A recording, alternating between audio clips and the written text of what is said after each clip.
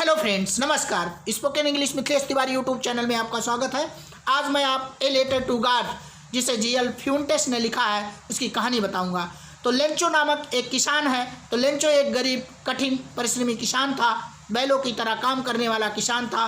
भगवान में उसका पूर्ण विश्वास था और वह लिखना पढ़ना जानता था। खेती करने का काम था उसका, किसान था और किसानी करता था। फसलों को पानी की आवश्यकता थी। उसने भविष्यवाणी की वर्षा होगी। 1 घंटे तक वर्षा हुई। बरसात के साथ ओले पड़ने लगे और सारी फसल उसकी नष्ट हो गई। वह किसान था, फसल बोया था, मक्का की खेती थी और बरसात हुई, सारी फसल उसकी नष्ट हो गई। वह घर और खेत का मालिक था। उसका घर एक घाटी में ढालू पहाड़ी पर था। उसके घर से उसका खेत दिखाई पड़ता था। खेत में वह मक्का बोया था। मक्के की फसल अच्छी थी और मक्के में खूब फल लगा हुआ था। उसने भगवान को एक पत्र लिखा। उस पत्र में उसने लिखा, हे भगवान, मुझे 100 पीसोज की आवश्यकता है क्योंकि मेरी सारी फसल बरसात के कारण नष्ट हो गई है और अब मेरा परिवार भूखों मर जाएगा। इसलिए हे ईश्वर, मुझे पैसा भेज दो।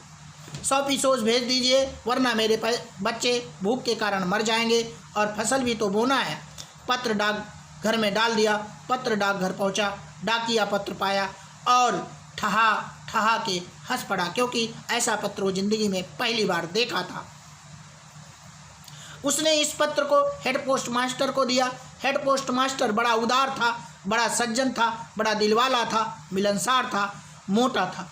उसने मीटिंग बुलाई, पैसा इकट्ठा किया और वह पैसा 70 पीसोज ही हो पाया, ज़्यादा नहीं हो पाया। उसने पीसोज लेंचो के नाम भेज दिया ताकि उसका दिल ना टूटे और भगवान के प्रति विश्वास भी ना टूटे।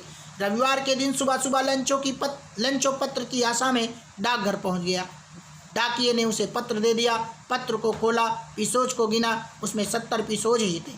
नाराज हो गया। भगवान को सब कुछ पता है, फिर भी पूरा पैसा भगवान ने नहीं भेजा। क्या कारण है, ऐसा वो सोचता रहा।